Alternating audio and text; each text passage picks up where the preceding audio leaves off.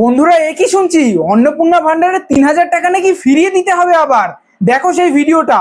এবার অগস্ট মাসেই ফিরিয়ে দিতে হবে অন্নপূর্ণা ভান্ডারের ৩,০০০ টাকা। নবান্নের কড়া ভেরিফিকেশন ঘিরে রাজ্য জুড়ে তীব্র চাঞ্চল্য। আরে দাঁড়াও, ভয় পাওয়ার কোনো বিষয় নেই, সবাইকে টাকা ফেরত দিতে হবে না। যারা যারা ওই ভুলভাল তথ্য দিয়ে ফর্ম ফিল আপ করে এই ৩,০০০ টাকা নিয়েছে তাদেরকেই শুধুমাত্র টাকাটা ফেরত দিতে হবে।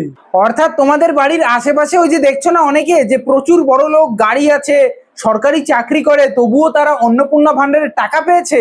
আসলে তারা ওই ভুলভাল ইনফরমেশন দিয়ে ফিল আপ করেছে ফর্ম, এবং তারপরে সেই অন্নপূর্ণা ভান্ডারের টাকা পেয়েছিল। ব্যাস, এইবার তো তারা নিজের পায়ে নিজে কুড়ুল মেরেছে।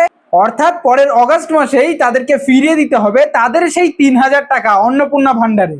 তাই ভালো কথা বলছি, সবাই ভয় পাওয়ার কোনো দরকার নেই। যারা যারা আসলেই সেই টাকাটার প্রাপ্য বা যারা যারা সঠিক তথ্য দিয়ে তোমরা ফর্ম ফিল আপ করেছো তাদের কোনো চিন্তার বিষয় নেই। কিন্তু যারা যারা ভুল তথ্য দিয়ে ফর্ম ফিল আপ করেছো তারপরে আবার টাকাও পেয়েছো, তাদের কিন্তু এইবার চিন্তার বিষয় আছে।